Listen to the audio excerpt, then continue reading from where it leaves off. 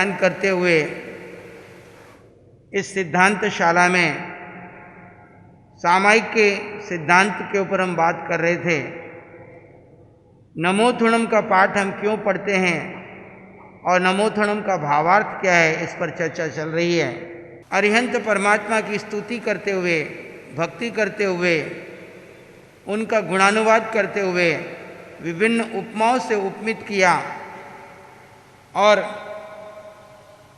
अरिहंत परमात्मा कैसे हैं और हमने उनसे क्या प्राप्त करना है, कैसे उनकी शरण में जाना है, पहले उनकी महिमा गाई है।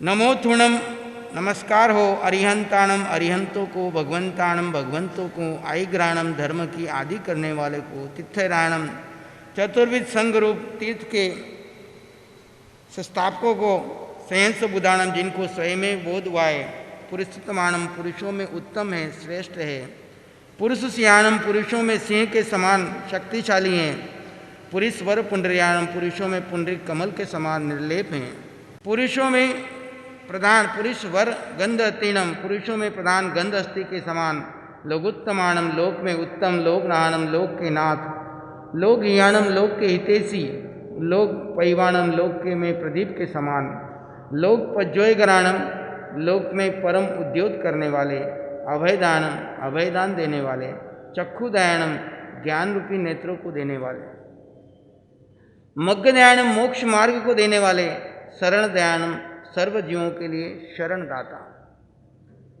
जीवदयानम, संयम रूपी जीवन देने वाले, बोहिदयानम, बोधि बीज को प्रदान करने वाले, धम्मदयानम, धर्म का उपदेश करने वाले। अनादिकाल से हम भटक रहे हैं, तो किसके कारण भटक रहे हैं? अधर्म के कारण, विभाव के कारण, अज्ञान के कारण। धर्म का मार्ग ही नहीं मिला। मार्ग मिले तो कहीं संप्रदायों में, कहीं संकीर्ण धारणाओं में, कहीं मतों में, कहीं मिथ्यात्व में अटके रहे। शुद्ध वितराग धर्म की प्राप्ति नहीं हुई और शुद्ध वितराग धर्म देने वाले हैं अरिहंत परमात्मा। धर्म अर्थात स्वभाव। किसका स्वभाव? स्व का स्वभाव या पर का स्वभाव? स्व का स्वभाव। पहले तो यही बोध नहीं होता है स्व क्या है, पर क्या है। तो अरिहंत परमात्मा का पहला धर्म उपदेश यही होता है कि उत्पाद व्यय ध्रुव युक्तम सत्य। उत्पन्न होता है, व्यय होता है, और जो ध्रुव है, शाश्वत है, वही सत्य है। और सत्य का ही चिंतन करना है, सत्य का ही ध्यान करना है। सत्य ही भगवान है। और उसमें मैं आत्मा का सत्य क्या है? जो व्यय हो रहा है, पर्याय बदल रही है, वो सब पर है। लेकिन जो ध्रुव है, शाश्वत है, वो मैं हूँ। और उस शाश्वत का स्वभाव क्या है? वो है जानना, देखना और परम आनंद में रहना। सारे तीनों लोग को जानने की क्षमता किस में है? स्व में है, पर में नहीं है। आत्मा के सिवाय किसी और द्रव्य में ये जानने देखने की क्षमता नहीं है। इसका बोध कौन कराते हैं? कि अरिहंत कराते हैं। तो धर्म का दान देने वाले और धर्म के नेता अर्थात धर्म नेता हैं। यानी इस धर्म की काल की अपेक्षा से जो शुरुआत करते हैं, वो कौन करते हैं? अरिहंत करते हैं। ऐसे तो अनादि अनंत काल से, अनादि काल से ये वितराग धर्म चल रहा है, चलता रहेगा। बीच बीच में काल की अपेक्षा से व्यवधान आते हैं, लेकिन पुनः तीर्थंकर आते हैं और उसकी आदि करते हैं। धम्म वर चौरंत, धर्म में प्रधान श्रेष्ठ हैं। वर शब्द लगाते हैं, आचार्य प्रवर, है ना। तो वर का किस लिए मिले? वर यानी श्रेष्ठ। तो धर्म में प्रधान श्रेष्ठ, चौरंत, चार गतियों का अंत करने वाले। हमारी चार गति का अंत कौन कराएगा? वो अरिहंत भगवान की कृपा होती है। उनके द्वारा मार्ग मिलता है, उनके द्वारा वाणी मिलती है, उसके माध्यम से हम चार गति का अंत कर पाते हैं। चक्रवर्तीनम, चक्रवर्ती के समान। जैसे संसार में चक्रवर्ती है, ऐसे ये धर्म चक्रवर्ती है। इसलिए आचार्य भगवान आते हैं तो आप इतनी महिमा, इतना विशेष क्यों आयोजन करते हैं? सामान्य साधु भी आते हैं, इनमें दोनों में अंतर क्या है? दोनों भी साधु ही हैं, लेकिन एक उस धर्म चक्रवर्ती के प्रतिनिधि बनकर के आए हैं, उनके पाठ पर बैठ के आए हैं, उन्हीं के कार्य को, जो हम अरिहंत भगवान का सम्मान करते हैं, वही सम्मान हम आचार्य भगवान को इस काल में देते हैं। क्योंकि वर्तमान में अरिहंत भगवान यहाँ पर नहीं है, तो आचार्य भगवान उनके प्रतिनिधि बन करके हमारे को इस मार्ग में आगे बढ़ा रहे हैं। जैसे वो 4 गति का अंत कराते हैं, वही कार्य हमारे को ये करवा रहे हैं। इसलिए धर्म के चक्रवर्ती हैं। दीवोतानम, संसार रूपी समुद्र में द्वीप के समान है। संसार सागर में जीव डूब रहे हैं, और डूबते हुए प्राणियों को अगर कोई सहारा है तो कौन सा है? धर्म रूपी द्वीप का। जैसे सागर में कोई व्यक्ति डूब रहा है, तैरता हुआ जा रहा है, और अचानक उसे कहीं उसे टापू नजर आ जाए, कोई द्वीप नजर आ जाए, और उस दिशा में वो निकले तो उसको कितना सहारा मिल जाता है। क्योंकि घंटों से वो तैरता आ रहा है, नाव चलाता आ रहा है, कहीं उसको अथाह सागर में कहीं उसे किनारा नजर नहीं आ रहा है। ऐसे समय में अगर अचानक उसे कहीं एक द्वीप नजर आ जाए तो उसको कितना सुख होता है, कितनी शांति मिलती है, कितना भीतर से सुकून मिलता है कि थोड़ी देर के लिए मुझे यहाँ पे विश्राम करने को। ऐसे ही हम 4 गति में अनादिकाल से भटकते आ रहे हैं, घूमते रह रहे हैं, आदि व्याधि उपाधि में परेशान हैं। ऐसे समय में अगर हमें कोई शांति देने वाला है, सुख देने वाला है, समाधि का सहारा मिलने वाला है, तो वो धर्म रूपी द्वीप है। और द्वीप पे जैसे हमें आराम मिलता है, वैसे जब हम धर्म की शरण में आते हैं तो हमें विश्राम मिलता है। तो तीर्थंकर भगवान क्या है? धर्म रूपी द्वीप हैं। जो इनकी शरण में आता है उसका कल्याण हो जाता है। आगे दिया शरण गई पैठानम, जो इस द्वीप की शरण में आता है उसको रक्षा करने वाले हैं। जैसे द्वीप के ऊपर कोई व्यक्ति उतर जाता है तो उसकी रक्षा हो जाती है, फिर वो समुद्र में डूबता नहीं है, वो आराम से वहाँ पर जितने दिन चाहे रह सकता है। ऐसे ही आदि व्याधि से भरे संसार में से निकल करके आप धर्म रूपी द्वीप अरिहंत भगवान की शरण में चल जाते हैं, तो वे आपको क्या करते हैं? आपकी रक्षा करते हैं। कैसे रक्षा करते हैं? शरणागत की रक्षा करते हैं। उसके भीतर में ज्ञान का प्रकाश भेज देते हैं, उसके भीतर में धर्म की शरण में ले आते हैं, उसके हृदय में धर्म को में स्थापित कर देते हैं। और धर्म में स्थापित होने से वो पाप कर्मों से निवृत्त हो जाता है, सावध्य कर्मों से निवृत्त हो जाता है, और धर्म की शरण में आ जाता है। और जो धर्म की शरण में आ जाता है वो हमेशा तिर जाता है। चाहे अरिहंत भी बने तो किसकी शरण में आकर के बने? अरिहंत भी जब धर्म की शरण में आए तो अरिहंत बने। जब तक वो धर्म की शरण में नहीं आए, आप में और उनमें कोई अंतर, मुझ में और आप में और उनमें कोई अंतर नहीं था। लेकिन जब वो धर्म की शरण में आ गए तो अरिहंत भगवान क्या करते हैं? 4 गति में भटकने वाले जीव को धर्म की शरण में ले आते हैं। धर्म की शरण में आते ही उसकी रक्षा हो जाती है। कैसे रक्षा होती है? पाप कर्मों से वो निवृत्त होने लग जाता है। इसीलिए नवकार मंत्र में कहा, ऐसो पंच नमोकारो सब।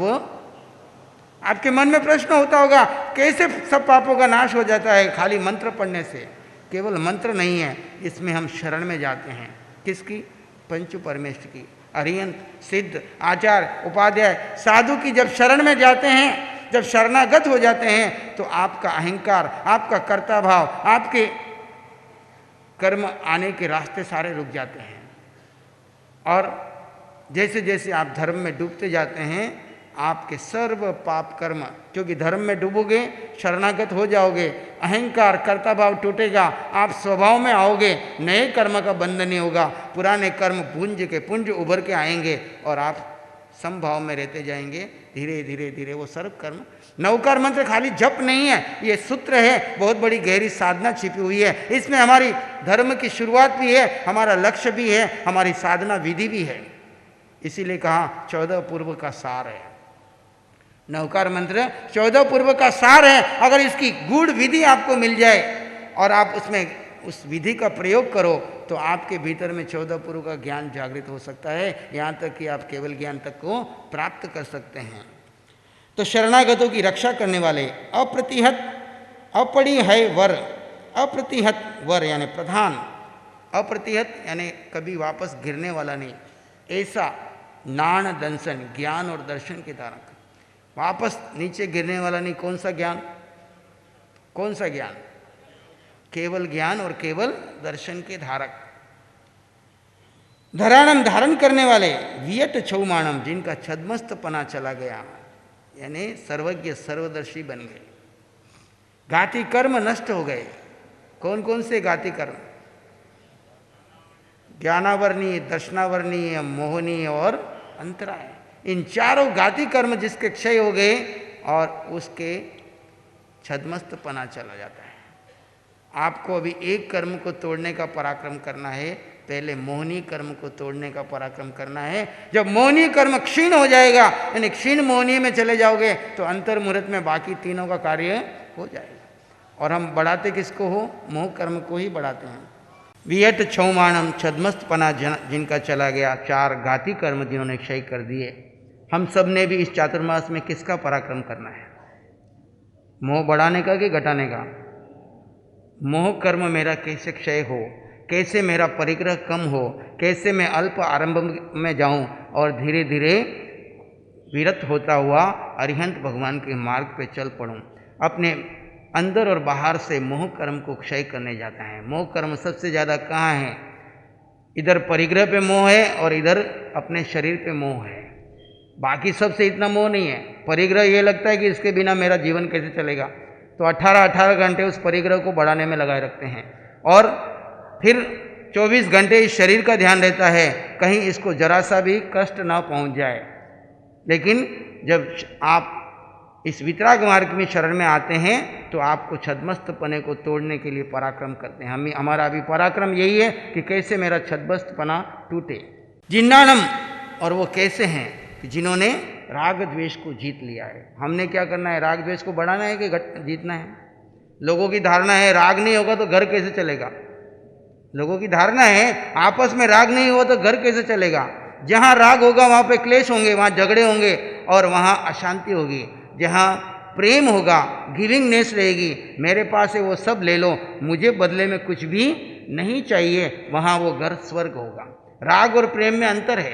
धर्म में आओगे तो प्रेम पैदा होगा, राग में आओगे तो मोह पैदा होगा। और जहाँ राग है वहाँ पे द्वेष होगा, और जहाँ द्वेष होगा, राग और द्वेष होगा, वहाँ संसार खड़ा हो जाएगा। अरिहंत भगवान ने उसको जीत लिया। जाओ बयानम, सभी को राग द्वेष को जीतने का उपदेश करते हैं। यहाँ पे जितने भी साधु संत आते हैं वो कौन सा उपदेश देते हैं? राग द्वेष को जीतने का। ये वाणी तीर्थंकर भगवान की है। हम सब अभी मीडिएटर हैं, न अभी हमारा राग द्वेष पूरा खत्म हुआ न आपका हुआ, लेकिन आदर्श है अरिहंत भगवान ने जो मार्ग बताया उस मार्ग का उपदेश करते हुए हम भी अपने राग द्वेष को कटाएं, आप भी अपने राग द्वेष को कटाएं।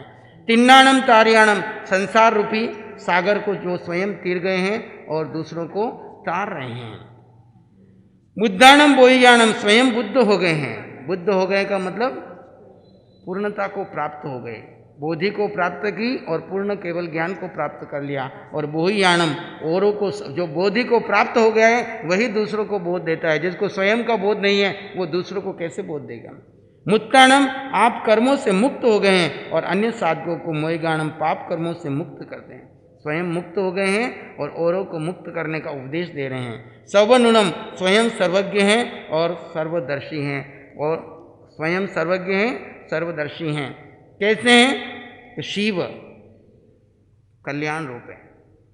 शिव का मतलब कल्याण रूप है। और अयल, अचल हैं, इनको कोई भी चलायमान नहीं कर सकता। अरुय, रोग रहित हैं, उनके कोई रोग नहीं है। कर्म रोग भी सारा क्षय हो गया और बाकी सब कर्म क्षय करते जा रहे हैं। और अनंत, अनंत ज्ञान आदि से, और अक्षय, वो कभी समाप्त होने वाला नहीं है, अक्षय हैं। और अव्याबाद, बाधा पीड़ा से रहित, अर्थात दुख आदि से मुक्त, अव्याबाद सुख के धारक हैं। अपुनरावृत्ति, जहाँ से अब पुनरावृत्ति अर्थात जहाँ पहुँचने से पुनर्जन्म नहीं होता, ऐसी जो सिद्धि गई, सिद्ध गति है, वो उनको प्राप्त होने वाली है अरिहंत परमात्मा को।